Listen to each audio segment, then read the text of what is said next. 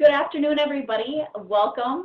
Today we're going to talk about destination weddings. My name is Angie Haviger, and I'm the training coordinator here at Travel Quest, and I'm joined by Bonnie Lee. Hi, everybody. Thanks for coming. Now, before we get started, if you do have any questions, feel free to write them in the right-hand column on the Q&A, or you can also write them in the chat. We'll be addressing any questions at the end of the webinar. So with that said, let's get started.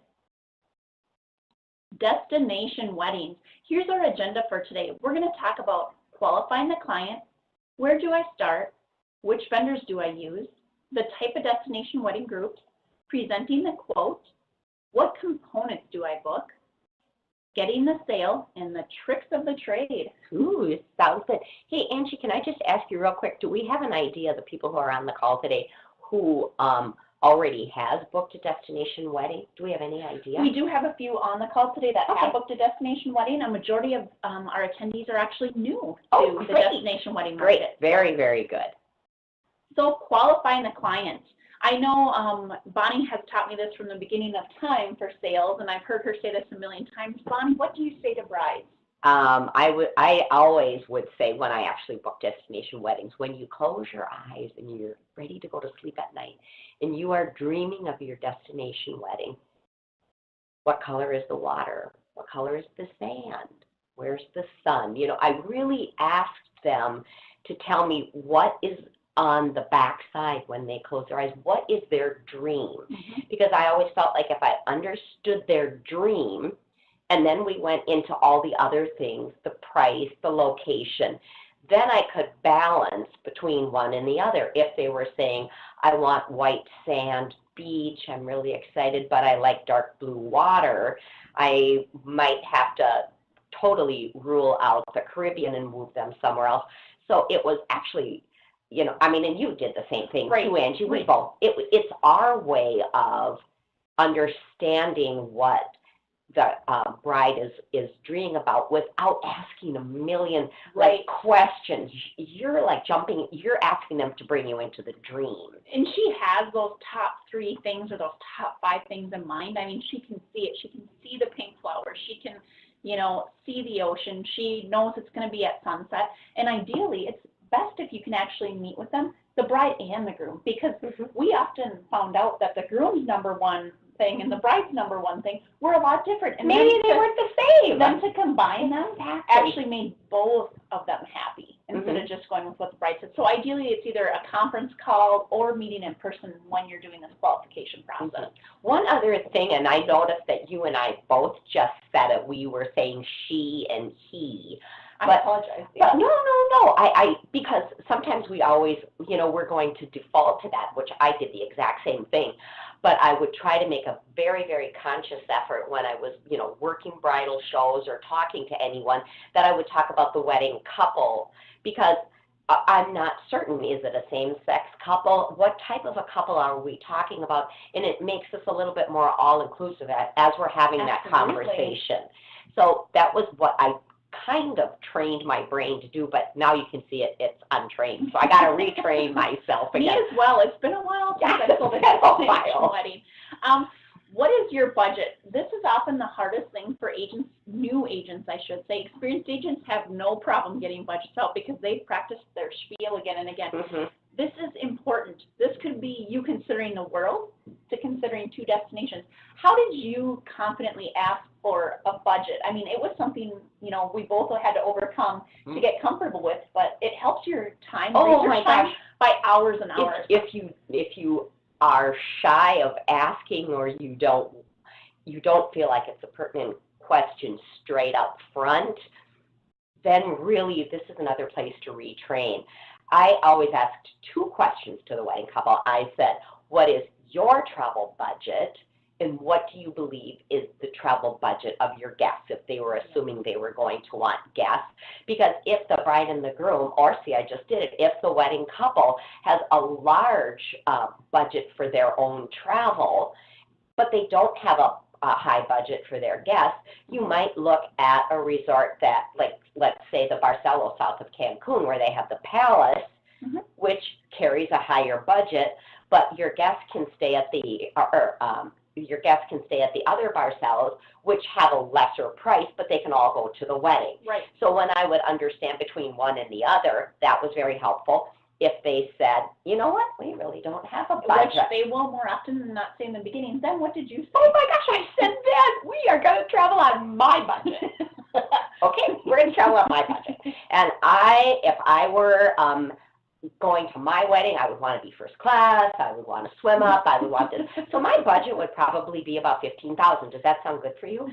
And their answer usually was, well, no. We were thinking $3,000. Oh. Okay, now. So it's a way to bring a bit of humor in, so that I always say you want to really be able to ask those questions, but you don't want them to feel like you're interrogating them. Right. You want them to feel like it's a conversation versus an interrogation, and that's kind of the way to do it. Heck, just do this in the confines of your own home, in a room where no one can hear you, but get a mirror in front of you and start talking. Your family might wonder if you're in there talking to yourself, but start talking and find out the conversation that is yours. That's your word. That's your word. That's what I had to do. And I honestly said to them is, I want to get you the best value for your budget. That's the only reason I'm asking. Mm-hmm. We can spend $10,000 a night or $20,000 a night, or we can spend $500 a night. What were you thinking? And then they always do come up with a budget, because let's face it, you don't go to a car dealership and not have a budget for that car. And right. They have a budget. It's just finding your comfortable words to get it out. But it's going to save you guys so much time getting that budget out, because they may be dreaming of Aruba, but they may have a $200 a night budget. That's probably not going to work. So that's really going to help you. And then another question that you want to ask right out of the gate is, kids or no kids, is there going to be children attending this wedding? Is there not? Because again, your biggest thing that you want to do to save you time and for you to earn more money is to narrow it down as fast as you can. The faster you narrow it down, less time you're spending online searching. And then legal or symbolic wedding. Bonnie, do you want to explain what the difference between those are? I'm going to say that legal weddings, more often than not all the time, of course, do require the wedding couple to do more work. They've got to submit passports. They've got to submit birth certificates. If there is a divorce in the past, they've got to present divorce decrees. They have to do so many different things that it might be a bit challenging. Where symbolic, they can get married back here in the United States, go into the destination, and none of their guests even have to know. There's technically no difference, but there's technically no difference in what the guest sees or feels between a symbolic or a legal. It's just the amount of work that the wedding couple is going to have to do. They still have a certificate to sign. They still have everything. So that wedding couple doesn't have to tell anybody at all. They can just get married back home. Oh, hey, I always said that. She did that. Not a bad idea, because then, as a wedding couple, you get 2 wedding days to celebrate. I just wanted to see how the symbolic wedding went, honestly, and I did a symbolic, and you do go through the process of signing the certificate. Everything looks very official to any guests attending. It's only the wedding couple. So it's really about the amount of work it may or may not take. For instance, if you get married in the Dominican Republic, you're not going to get your wedding certificate for, I'm going to say, like a month and a half or 2, because it has to be translated from Spanish into English. So there's some steps that you have to take. And do we talk later in here about the DHWS, blah, blah? Okay, good. So we're going to talk about an association you can belong to a little bit later. That is another great place to keep up on all that is important for destination weddings and honeymoons.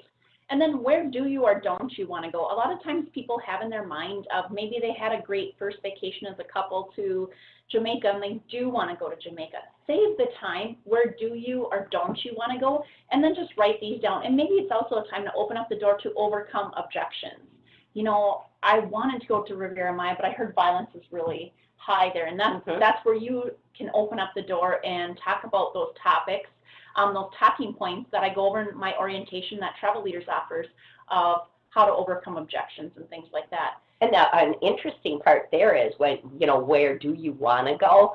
Oh, I want to go to Puerto Vallarta. Oh, that's great. What do you love about Puerto Vallarta? Because now you're engaging in conversations, of course, but what you're actually doing is validating that why they want to go to Puerto Vallarta actually does exist. Like, I want to go to Puerto Vallarta, and I can't wait to see the baby blue water. The baby blue water. Oh my gosh, that's going to be so exciting. Oh, well, that's really not there, and neither is the white sand. Then we got to move over here. Right. So in asking the question, when they answer it back, get a little more in-depth to the answer to validate that what it is they believe is true. I mean, I do this in the office all the time. Did you validate that what you believe is true? That's really what you're doing purely via a conversation, not without just saying it straight up front. Right. And then don't ever be afraid to ask, what have you found online so far? Because they have gone online, you guys. It's happened. They've gone online and they found something. And either they want you to validate what they found is good or bad, or they want somebody to connect with. Use it as a helper to you and as a selling feature and not as competition. That's the last thing you want to do is use online as competition. I remember Gloria Stock-Mickelson from Travel Leader. She taught a class many, many years ago. And what she always said, because I just struggle with how to ask the question, have you looked online, whatever. And she said, oh, well, try this. What have you had the opportunity to look online? Would you mind sharing what you found so that I am not duplicating your efforts, then that I understand what you found and I can go do something else. So I hung on to that so I don't duplicate your efforts. I turned it into my words. So that's another way you can maybe flip that around and make it all about you and your words.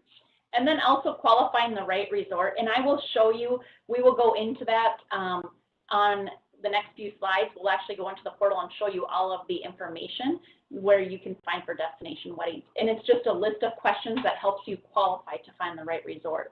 The hardest thing about, and it may seem a little bit overwhelming, but what you have to remember for destination weddings is you're only qualifying one couple for possibly 10 to 50 rooms, which is actually less work than qualifying 10 to 50 couples. Right. So you have to just kind of bring it down. I know new agents are like, oh my gosh, I have 50 people traveling. Well, that's awesome because they're going to the same resort. And basically in the same date range. So it's pretty simple. So, where do I start?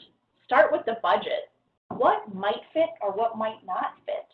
Start with those questions that you qualified them with. Oh, she said baby blue water, so I'm going to take Puerto Vallarta off my list and start, taking things off your list. And here's what might work, here's what might not work. Break it down as easy as that. Okay, budget and this. Because honestly, as an agent, once you get familiar with destinations, you can probably rattle off your head, oh, that's going to fit in the budget. No, that's not. Yeah, or if you're taking Puerto Vallarta off the list because it doesn't have that baby blue water, but there is a resort there that absolutely positively fits the budget and fits everything else. Right. Then you have the opportunity to show your expertise again, to say, here's the deal. This resort is like stellar. It's going to meet all of your needs, but we don't have the color of the water. Is that a deal breaker? What's the deal breaker? So you're just like this giant funnel, this giant sieve, and all this information you're gathering is going in, and then out the bottom of the funnel is going to come one or two destinations or resorts.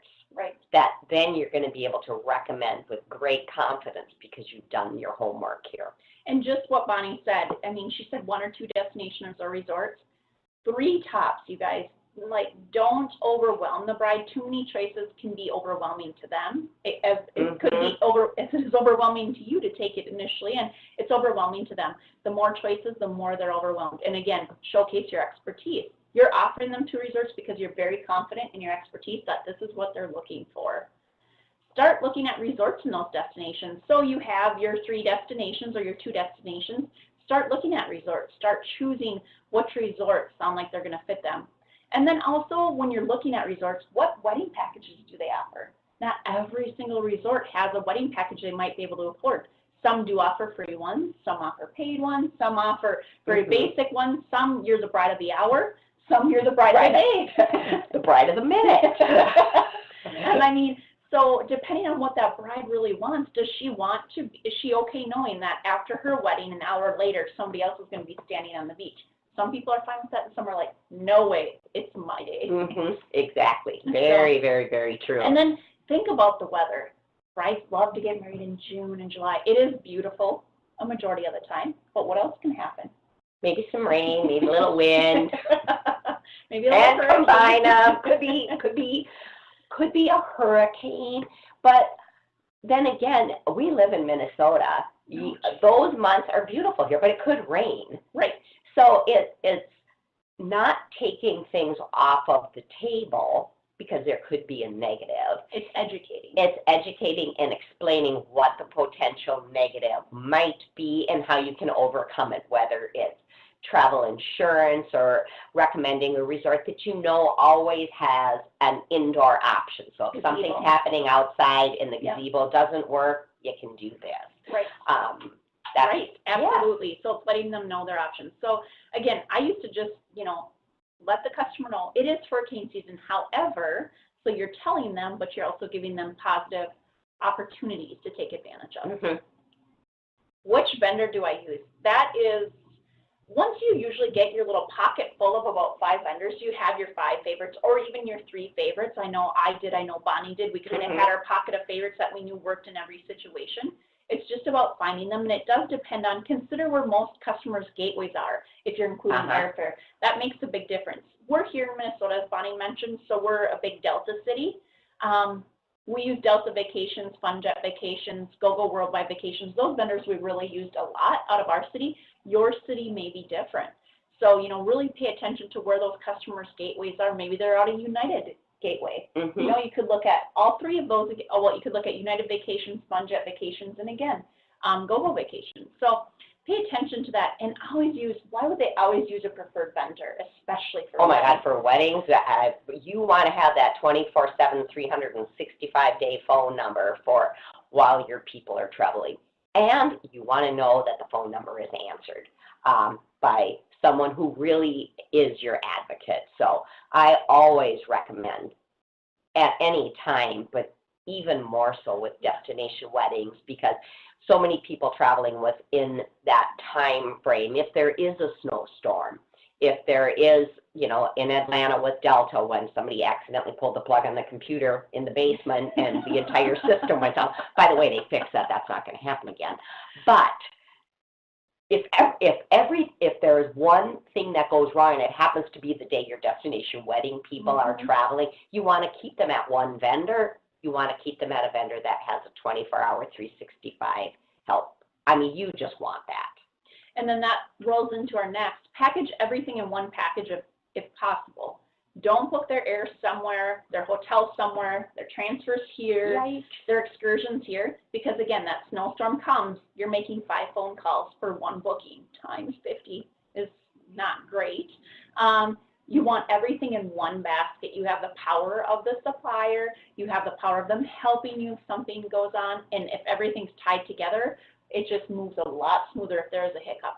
Of course, there's many that go off without a hiccup, but if there's a little weather hiccup, it's nice to just make one phone call. You want to absolutely, and maybe the wedding couple is going to say, well, I thought the air on Expedia is cheaper and the hotel over here is cheaper.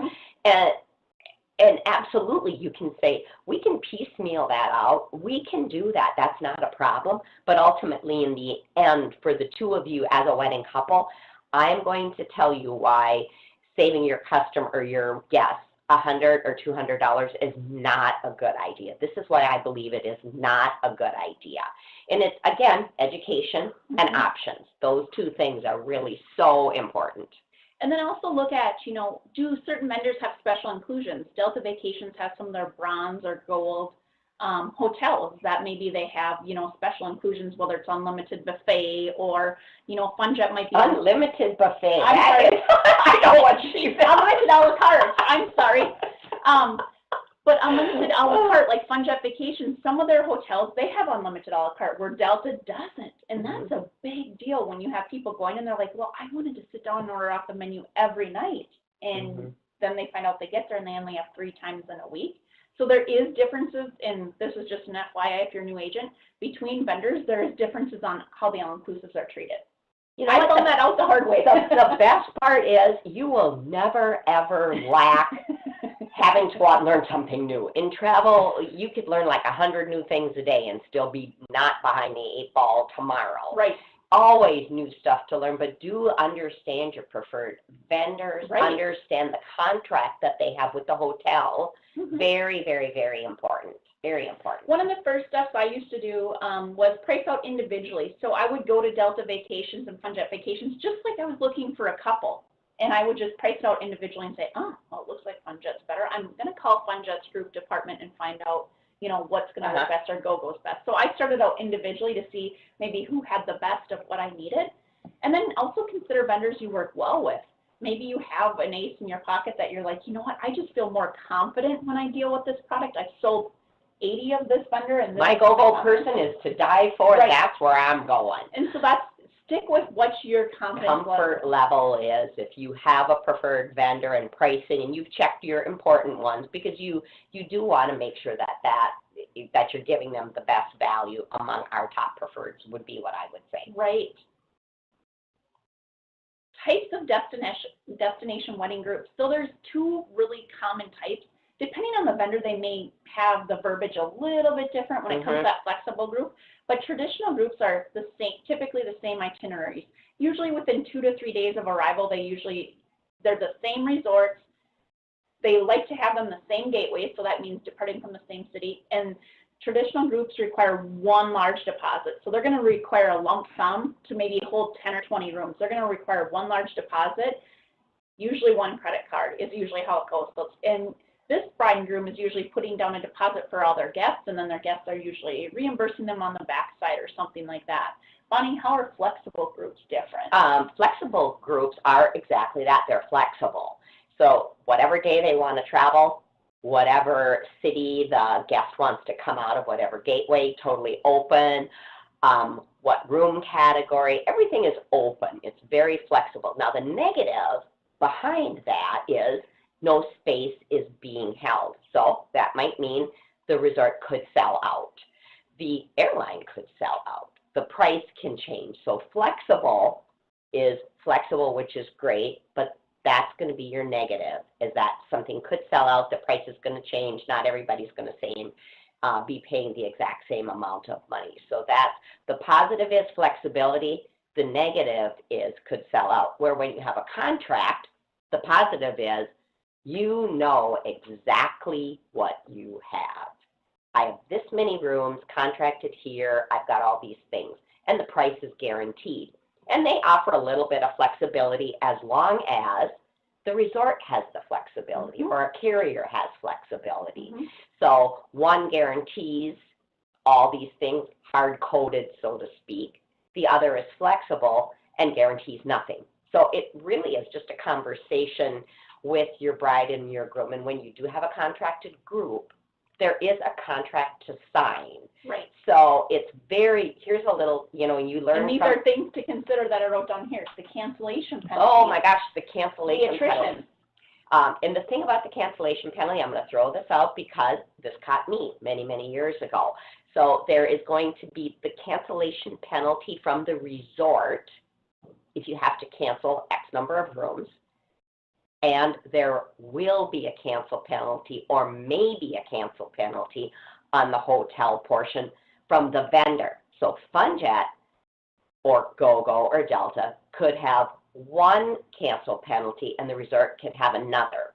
So make sure that you are aware of if there are two separate cancel policies. I was not, and I did get caught in that, and it did cost me a small chunk of change. But that wasn't your question. Oh, I forgot. What was your question? I remember that as an important thing. There's just things to consider as each one, is those, and then those attritions as well. Oh, yes, the attrition. Right. So what I always did was I pulled the contract. I changed the date. So if it said the final payment is due on July 15th, I redid the contract for the bride and for the wedding couple, and I said the final payment is due on the 1st of that month. Or the 10th. Why did you do that? I always gave myself plenty of room. What could happen if you wait till the 15th? Anything. The credit card number could not go through. Mhm. They could be on vacation, because this has all happened to me. That's why I'm saying the credit card number didn't go through. They were on vacation and I couldn't reach them, and I'm sweating up a storm trying to find, that money. And I changed the attrition. So if it says you can cancel 10% of your room block without a penalty, Mhm. I said to the wedding couple, you can cancel 5%, or you can't cancel any. But I looked at every line item, and any line item that had a number, a quantity, a date, an amount for a deposit, I always changed it to be in my favor. So if something happened, Mhm. I was in charge of it. So it's an important thing. And then I had the bride and the wedding couple, see, I keep stumbling there. I had the wedding couple sign that contract and send it back to me. So that was my method. And something to know is, don't always assume that traditional group rates are going to be the same as individual rates. So my suggestion to you is, if you know this bride and groom is going to have a group. Oh, you mean the wedding couple? I'm sorry, the wedding couple is going to have a group, the traditional group, don't quote them that individual rate, because traditional groups may be a little bit higher. And so that's kind of a common misconception. And even if you're doing a flexible group, make sure you contact the group department right away, because you need to get that promo code prior to making the first booking. So don't contact them after, contact them before, and they'll send you a little promo code. At least that's the way it works with Delta Vacations, OnJet, and Apple Vacations. Yes, all of those guys, it's going to work the exact same way. Something just flew into my mind that I was going to say something, but now I can't remember. Oh, all right. So if now you realize, or we've just chatted about the fact that a traditional group or a contracted group might be more expensive to the guests, that's going to be a conversation you have with that wedding couple ahead of time. This is why I recommend a contracted group, because you're traveling during spring break. The resort could sell out. The negative is it might be a little bit higher here, but the positive is no matter when your guests book, we know we have this much space. So again, that's about options and information. Right. It's about those two things. And think about traditional groups, Christmas time, holidays. Anything at all. Anything that might increase the travel, because let me tell you. Valentine's Day. Right. Valentine's Day is a super popular one. So you guys really think about it and explain both options to your guests and let them know. A majority of them do choose flexible groups, but then, we also discussed the same things we just discussed with you of the resort sellout situation. And it has happened to both of us. And the resort has sold out, and they've had to go at different resorts and then have day passes, and people weren't super happy. But that's something that they know that can happen, and you can turn a negative into a positive and buy day passes. Well, yes, and you can really and truly just say to that wedding couple, hey, if we want to do flexible getaways, whatever, it's perfect. Let's make sure you get this information out to your guests right now. And in your invitation, you let them know that nothing is guaranteed, blah, blah, blah. And that can maybe spur the guest to actually book a little sooner rather than later, I'm guessing. Right. What components do you book? It's honestly best if you can book all components. And Bonnie, did you reserve the wedding date, and when did you hand that off? Before I even started. Why did you do it, though? Oh, why did I? Well, why did you reserve the wedding date? What did it do to the bride and groom? Oh my gosh, they love you, and they're cemented to you, and you now are it. Yeah. And once you have the date and the time cemented and the money on it and all of those things, then you can go and start blocking your space, or you can have space blocked or have quoted all of those things, but you're not going to actually put any money on that until you know that the wedding date and the time are actually exactly what it is that the wedding couple wants. And you don't really want to be the middleman. You don't want to be conveying to the wedding coordinator, she wants blue flowers and red linens and all this fun stuff. So what we did is then after they're cemented to you and they have their booking deposited and the wedding date's held, everything's awesome, then you're like, here's Susie from the resort. She's going to help you with your dream wedding. And it connects the bride and the resort. And if the bride does have any issues, she always has you to say, hey, Susie at the resort isn't helping me. But then the bride gets exactly what she wants. Yeah, and you are not the middle person. But what Angie said, the important thing when you're talking to that wedding couple is to say, you know what, I'm not handing you off to the resort because I don't want to do that work. I'm handing you off because that is this person's expertise. She's in the destination. She's at the resort. She knows all that they have to offer. But we always follow that sentence with, hey, but you know what? We are here if you are ever feeling, or if you ever feel as if you may be getting frustrated because the wedding coordinator isn't getting back to you, call us before you get to that place. Let us know, because then we'll go rattle a cage or whatever. So that was the way of turning what the wedding couple might view as a negative, you're handing me off, as a positive, I'm giving you to an expert, but I am always here, just like a safety net for a trapeze person. Right. We're down here. We were here to catch anything and get people back on track. Always ask if you can book group transfers, or always try to offer that as a feature. I know when we booked destination wedding groups, if they had so many guests traveling, we did pay for the private transfers, and we added that as a special inclusion for the bride and groom. But ask if you can book group transfers. Ask, do you guys want to do an excursion one day? Again, that's more money in your pocket. You're adding value. You're creating memories, all these wonderful things. Maybe the guys want to go on a fishing charter and the ladies want to do, you know, a spa day at a Sandals or something like that. Make sure you're offering these options for them, because it just makes them feel extra special. And interesting about the transfers, which we learned. So for instance, no matter which vendor you're with, I believe this is going to hold true. So you can just throw in the transfers. Here's your transfers, and the transfers are going to be X number of dollars, $29 a pop. But if all of a sudden on one plane you have 6 people and they're all doing the exact same thing, it actually is less expensive to put them into a private transfer for those 6 people versus pay for individual transfers. So on your end, on the travel professionals end, you can actually call the vendor and say, hey, I want to drop these individual transfers. I want to put everybody into a private transfer. They're all on the same plane.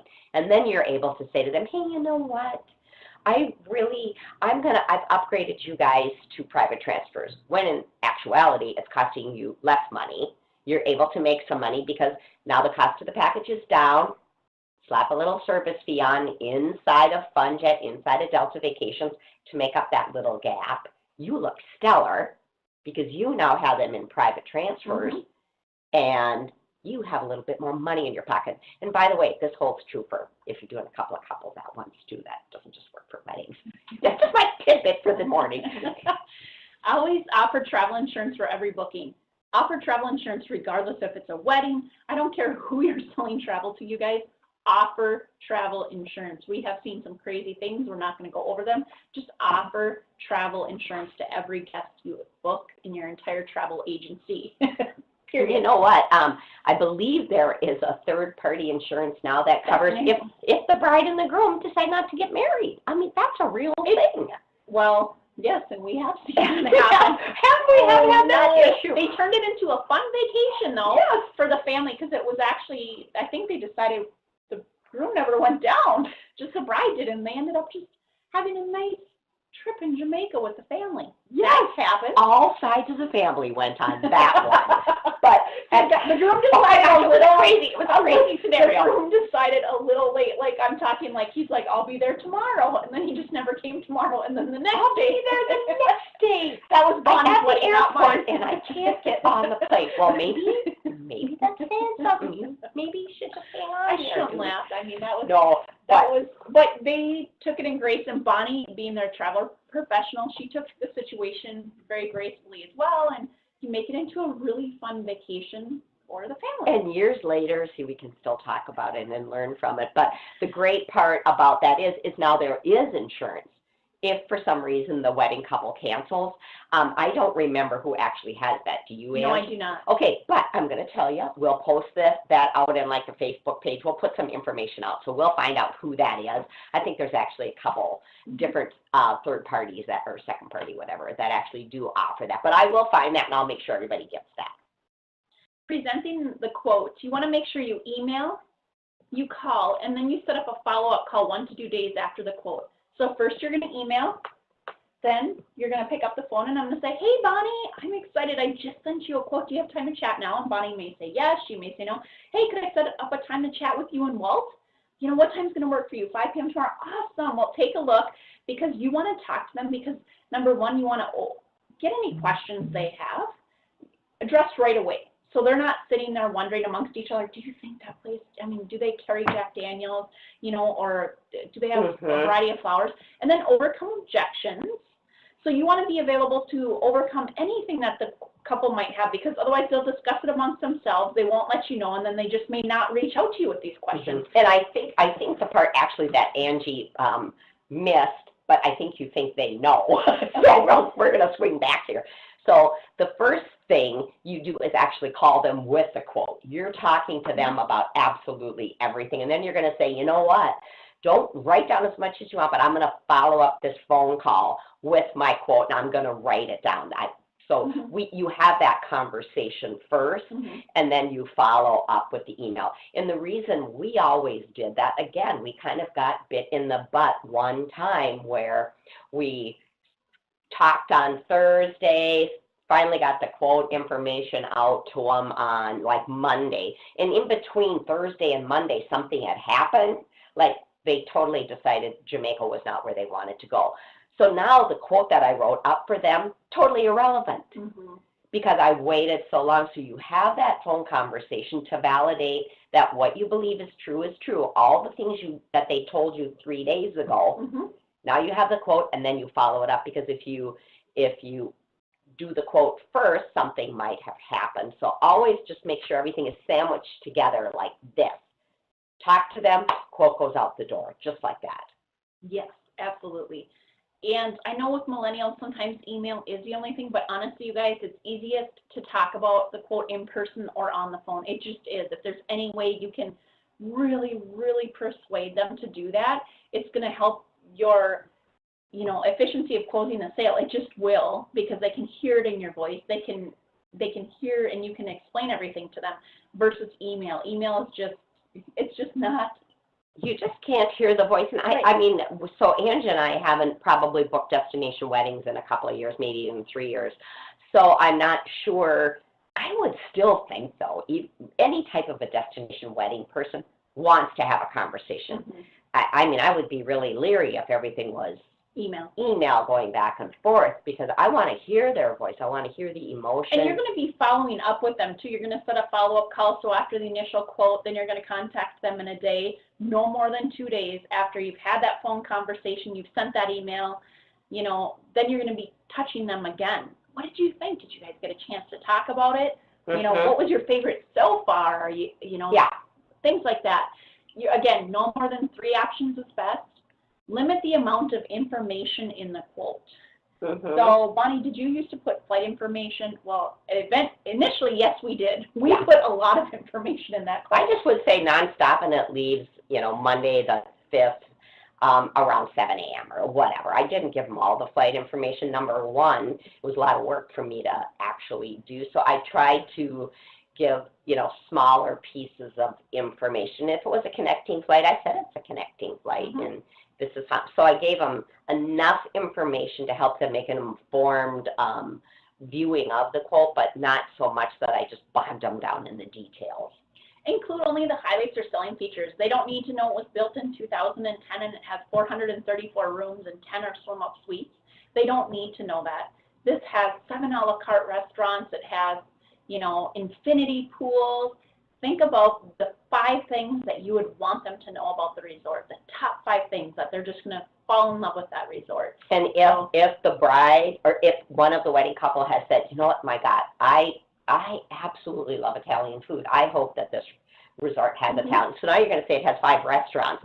And then in parentheses, you can say, hey, I know for a fact that one of the 2 of you loves Italian. The Italian restaurant is Mamma Mia's.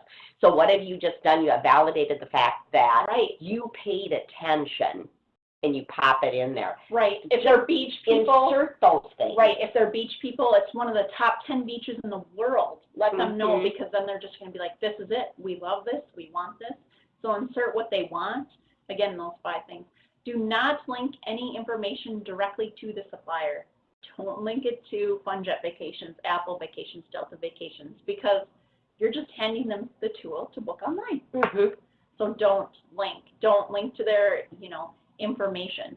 Getting the sale. We talked a little bit about this, but staying in touch with the customers. It may take multiple phone calls or emails to find the right fit. You know, you may be researching a few different destinations, but staying in touch, touching base with them a minimum of once a week. I would usually touch base with them twice a week. If we hadn't found the right fit, I mean, every time after you send the quote, you're restarting the process over. You're talking to them on the phone about the quote, you're emailing them, and then you're following up 1 to 2 days. So you're restarting that process and you're just keep going. You don't just send Bonnie the quote and, well, she never got back to me. Probably because she booked with Susie down the street that, you know, really nurtured her. You're nurturing them and you're creating a relationship with them. They're going to become your BFFs. So you really want to make them fall in love with you. Right, and be clear about what the deposit is and when it is due, how much it is. So be clear with them about, you know, whatever it is, the whole financial thing.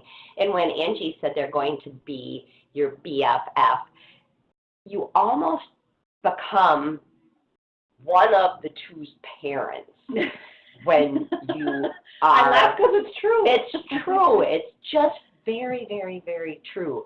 So that's what wedding couples want. They want to be cared for. So you have to be that type of an individual, I believe, to really be successful in booking destination weddings or honeymoons. And then ask what you can do better or different. You know, Bonnie, it looks like I'm missing the mark. Let's talk again about what your idea, what your dream wedding was like. Let's talk about again, because I did give you Puerto Vallarta and Riviera Maya. You didn't seem to like that. What else would you like to see in this dream wedding? Or ask what was missing. You know, you can say, when we talked about Puerto Vallarta, you know, these were kind of the highlights. What part of the whole Puerto Vallarta package that I presented wasn't ringing your chimes? What part didn't say to you, this is my dream place? Ask them what was missing, because maybe you just missed the mark and had the wrong resort. It easily could be that. So ask them if something isn't meeting their need, what it is. Oh, and we do have a question up here, Anne. Yep, and we'll actually address the questions at the end, if that's all right. Oh. We'll jump on. Gotta wait. Ask for the sale. Hey, are you guys ready to put a deposit down to secure your space? Like, get them when they're excited. I know, like, when I'm ready to buy something, if somebody's like, hey, you ready to buy this big screen TV or car? I'm like, yes, come on, let's drive it off the lot. You know? I mean, they may be so excited about their wedding, and don't be shy to ask them. You're a salesperson as well, and you have to put your salesperson hat on. Hey, are you guys ready to secure your dream wedding? Show urgency, you guys. These popular resorts do sell out. And the airfare changes very, very often. From minute to minute. Yeah, so that is another great opportunity. Or something to use, which is the airfare and the resort, getting the room category they want. If on the flight they want to be upgraded and they want Comfort Plus or whatever, all the American Advantage one, whatever, if they want that, there are only so many seats on each flight. So if they want certain things, oh, P.S. and by the way, do not be afraid to quote out first class either. Give them an idea of what it would cost, because often if you're packaging first class at, like, I know for a fact, if you're packaging first class at Delta Vacations, there can be a substantial discount over what they're seeing up front. So don't be afraid to actually quote that one out and tell them what first class actually means and what it will get them. Show your value in what they get if they book with you. They have you to respond with the resort. They have you for their customers. They have you to organize this whole wonderful dream wedding for them. And then some of the vendors do give bridal rebates. That's up to you on how you handle them. Are you going to give them back? Are you going to keep them as extra commission? Things like that. So what's your value? And make sure you're showcasing that. Definitely showcase it. Tricks of the trade. Cognito Forms to collect information. If you belong to Travel Quest for any period of time, probably in the last 3 or 4 years, Cognito Forms, you filled one out. If I can build them, I have confidence you can too. Yeah, they're very easy, very easy. So it's really a drag and drop form builder, but you could be collecting their names, their birth dates, you know, their passport information, even their credit card information, and an email. It's a secure method to collect that data. And a selling point on your, like, say, for instance, the whole Cognito form when you're talking to that wedding couple is that they do not have to collect the information from their guests. Like, what's your name? You're coming. What's your name? If she's writing it down, or he's writing it down, or they're writing it down. And I always said to the wedding couple, here's the form we're going to have your guests fill out. And immediately when they hit submit, not only will I, the travel professional, get a copy of that form, but you will as well. So then the wedding couple knows exactly who's contacting us. And you can say to that wedding couple, do you want to know everything I'm saying to your guests? If you do, not a problem. Happy to keep you in the loop. If you don't want to, that's not a problem either. So again, that's information with options. Information with options. Option is, I can send it to you, I don't have to. Information is, I'm going to collect all this stuff for you. And again, that's your value. Offer to create or be on the save the dates.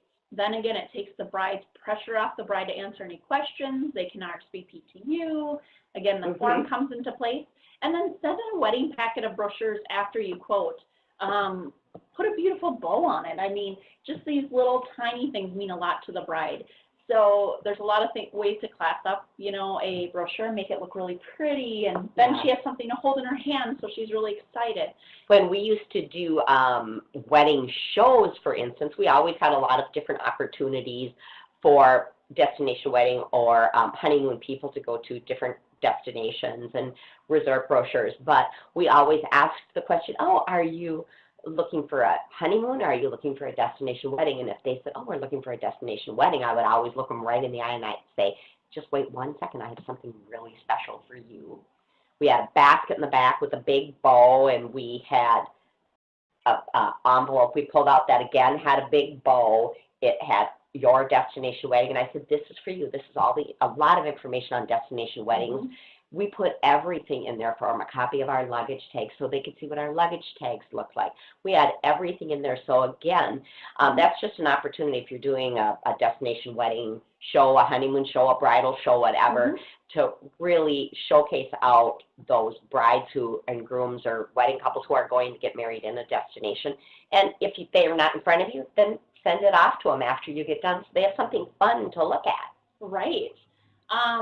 Some resorts that are good starting resorts if you're just starting out in this are Sandals Resorts, Playa Resorts, Reuse, Barcelos, Charisma. They're great to work with. I mean, they have wonderful wedding packages and they accommodate groups amazing. And each one of those resorts, the Sandals, the Playa Resorts, and the Playa Resorts are your Capcanas, and there's all kinds of wonderful ones in there. Your AM Resorts, Charisma. They all have great training for destination weddings.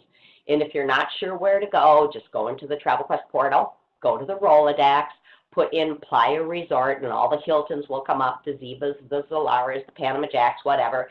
And there's great training in there. Plus, the BDM's information is in there. So if you really want to educate yourself farther, you can contact the BDM, or you can log into the site and sign up for some of their actual classes. Travel Leaders offers a great destination wedding specialist course. It is $30 to start it. I believe it's 30 or 40. I don't quote me on one of those. It's 30 or $40. You go into, so you log into Agent Universe. On the right-hand side, it says TLN Training, and then you're going to search destination wedding, or it does even have specialist courses. You sign up. Some of the additional items that you need to complete this do have a cost. I believe there's a destination wedding FAM that you have to attend, so that does have an additional cost. But again, the knowledge you get is going to be firsthand knowledge. It's a great thing to complete, and it really, you guys, it is a great tool for you to really get your foot in the destination wedding market. Because the wedding couple can really tell if you're a little bit insecure in how you're delivering your information, so it's not bad to take some classes. I mean, I think education is key to just about anything. I took more classes than I ever want to think about, but I feel like that really helped to build our destination wedding and honeymoon business successfully when we did do it. And then there's the DWHSA membership. Destination wedding, honeymoon, something. Specialist Association. I don't know. It's just a lot of letters. But I'll show you more information on that. And then the destination wedding, how to start with great links. So with that said, I'm going to quickly share my screen and show you where you can find this. And my screen will turn black for just a second. So if you bear with me, it's going to go right over to the Travel Quest Agent portal. And what you're going to want to do up here is all I do is search destination. Oh. It's a little lag there. And then wedding. And it should be the first one, how to start. And it's been the first one for a long time. So what this is it has some great links on it, you guys. So what it has is it's got the travel leaders, destination wedding specialists. It has the DW and H information. It has where you can sign up in a podcast. Oh, yeah, those are podcasts we actually did. So right. Those are our podcasts, right. And then a mock bride training. It's really awesome. It's a longer video, but it's Bonnie going through the entire full sales call with a new bride. And the new bride is Jeannie Michaels, one of our agents. She said, Bonnie, I need some help doing this. And I said, well, how about if we just do a video and you can be the bride and I'll be the couple or the agent. And she goes, no, I'm going to come down to Travel Quest. So she actually sat here. So she pretended to be the bride, and it really was. Probably it's at least an hour, maybe an hour and a half, but you can actually see what a full bridal consultation might look like by viewing that. Right. And here's also some of those resorts we were talking about, some great resorts. It'll, give you more information on a good starting point for your customers. We also have, it talks about flexible getaways and budget group your way, those different group types. Delta Vacations does have a romance department, which is really nice that they have a special number you can call, special inclusions, things like that. They'll even book the wedding for you at Delta Vacations. The interesting part there, this is just a little takeaway. So if you're doing Delta Vacations and you're doing an AM resort and Delta Vacations books the AM wedding for you, you as the agent do not earn commission back on that wedding. If you book the wedding direct with AM Resorts, and you can still use Delta Vacations for the actual bookings, but you don't do the wedding there, you will earn commission if you book the wedding directly with them. So there's, two sides to the coin. Delta Vacations is you don't even have to worry about it. It's handed off. They take care of it. The other, but you're not going to make any money. Here you're going to make some money. So that's just a little something to be aware of. And then here's also a honeymoon and destination wedding planning session that you can click on and watch as well. It still is very relevant, even though it was recorded a little while ago. Oh, that's the one I did like a long time ago. Yeah. Oh, I used to actually do like webinars in the evening for potential bride and grooms. I had a whole slide presentation. So I would really encourage you to watch that video, because all those things we were just talking about, like what color is the sand, blah, blah, blah, all of that is in there because that is a real, true live webinar that we did at one particular time, and we had wedding couples on it. So a good thing to watch. Right. So now we're going to open it up to questions. Just one moment here. Somebody did ask, where do I get the Cognito form? So if you go to cognito.com or just search on Google Cognito Forms, it's actually a program. Oh, here, we can send them a link over, because I just put a link out there. Well, let's see, who is that wants that? Christy, right? Yep. Oh, I got to grab, my pen's not working. We'll send it over to you, Christy, so you get to the right place. Yes. And so there's some opportunities for that. Just 1 second here. We use those Cognito forms to collect everything. It's even a place where we have our clients, like our international release form. They tick the box, yes, I have a valid passport, and it will be valid when I travel. Yes, the children I'm traveling with are our natural children, all those kinds of things. We use a Cognito form for everything to gather and get signatures. The client has to sign it as well. Okay. Just 1 second here. Next, if you get a request a year out, when is a good time to start planning the process? Now. Today. Exactly. What I used to do is get the planning taken care of right away. I reserve the hotel. If they can't get airfare, you can go to FunJet, you can go to Delta, you can put a deposit down on the hotel, you can get them booked now. Get it done. Get that wedding date cemented, because remember, once the date is cemented and you have put the cement on it, you are the person that they will come back to. Because if you say, hey, let's wait, everything's not out, let's wait till everything comes out. In the meantime, if they visit with anybody else who says, oh no, we can get a lot of this stuff done. Yeah, so exactly. the minute they are in your office or calling, that's when you want to start and get as much done as you possibly can. Right. Any specific resorts in Vegas that are worth looking into? There is a lot of resorts in Vegas that are wonderful. Goodness. I mean, goodness, and they can do the little Chapel of Love and an Elvis wedding. And you can do that with all of the, like the vendors, you can actually, Delta Vacations and FunJet, you can actually book the little Chapel of Love or right.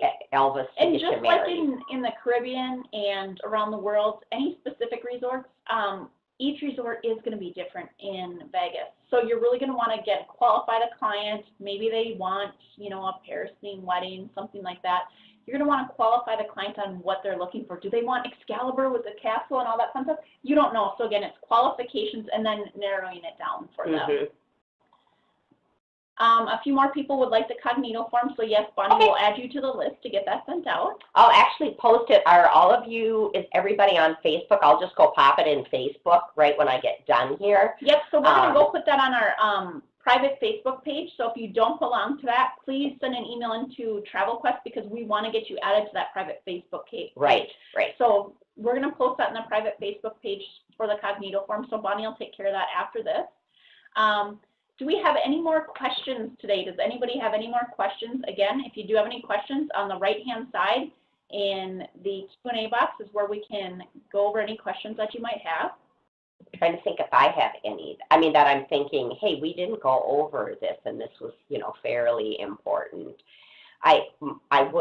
One thing I will say is really, it's patience. Be patient with yourself as you learn, and patience with wedding couples is very, very, very important, and to always be level-headed. Don't take anything personal as you would with any travel client, but sometimes destination weddings and wedding couples, things are so darn emotional for them. So you want to always be the calm in the storm. If their relatives are mad about this, you're going to be the calm in the storm. That's kind of what you're kind of like a wedding counselor or a marriage counselor, and these people aren't even married yet. And then another good question we have is about, how about LGBT weddings? So actually what I used to do is, I'm going to share this little link with you when I did get going there. Some really good vendors for that I'd like to start looking at is Delta Vacations has some options, and I apologize, this screen is just... And FunJet, those guys have. Right, but I wasn't even sure of resorts, and so you could use any vendor, but to start off with that, I'm going to share my screen here, and then what I used to do is go to right here, tricky, LGBTQ. So here's where I kind of started my research on. It doesn't mean I have to use Delta Vacations. It's just a great starting point for me if I'm unfamiliar with the destination, because this is going to make a really big difference to the couple on their comfort level and their comfort level for their guests. And so I love that this has it all kind of, you know, certified LGBTQ certified, so then it shows places that are very welcome, gay comfort, tag approved, things like that. So then you can take an opportunity to see these resorts, and here's resorts in the Caribbean, here's resorts in Central America, Europe, Canada, places like that. So I always use this as kind of my tipping off point to make sure that my customers were felt very comfortable, and then I would go from there. So that is a very good question. Thank you for posting that. Do we have any other questions today? It does look like we're all wrapped up on questions. Oh, we do have another one here. I was on the phone with a client. I don't know if you went over it, but how do you know what to charge for the service fees? Ooh, that's a tricky one, because some people do charge planning fees for weddings. I did just read this on our private Facebook page. Again, a great resource. You guys, our private Facebook page, I can't plug that enough. But I did read yesterday, one of our more experienced agents who I happen to know, she charges a $500 planning fee for destination weddings here in the city. She's probably about an hour from us. Where some of the other agents that are a little bit new, they charge $200. Like Bonnie did mention, it's a little bit more emotional, so there's going to require a little bit more touches with destination weddings typically. So some agents do charge fees, some don't starting out of the gate. Some just charge per booking. So it's really about your agency, what you feel comfortable with, and how you want, you know, to start. And it doesn't mean you're stuck like that forever. No. You can, 2 years down the road, you can say, you know what, I don't want to charge a fee, or I do want to charge a fee, and you can change it. Yeah, and another thing is you can call it a plan to go fee. If you've decided, hey, I'm not going to charge a fee, but you can't quite get this wedding couple to like jump in a boat and be going with you, at some point you could charge a plan to go fee. You can say, hey, we've got a plan to go fee. It's $250, whatever you might want to do. You collect the funds, and those funds go to the cost of the trip for the wedding couple. Mm-hmm. So they are invested in you right away. Now, with that said, be very careful. Again, this is a mistake I made. I had a plan to go fee of $250, but I never said to the actual wedding couple, if you don't book your wedding with me, it's non-refundable. And she was a lawyer, so I had to give her her $250 back. But it's a $250 plan to go fee. If you cement your booking with us, your wedding with us, the $250, whatever it is, will go towards it. If you decide not to book your wedding through us, it's not a problem, but this $250 is non-refundable. So always, just be very, very clear in what it is you're doing. And when you use Cognito Form, if you have a Stripe account, which is a method to collect payments, the two can connect and you can have them tick all the boxes you want. I know this is non-refundable. I know blah, blah, blah. So there's a lot of opportunity when you use a form Mm-hmm. to have the customer agree to certain things. So that's kind of a good value there as well. Thank you. Can you invite who to the wedding? Thank you, everybody, for joining us today. It was a wonderful turnout for us, and we're really excited that you guys can get started in destination weddings. We gave you some great tools, and again, remember, use our Facebook group, search on the portal Destination Weddings. Those are great places to start. Thanks, everybody, for joining us. Thanks, guys. Good luck.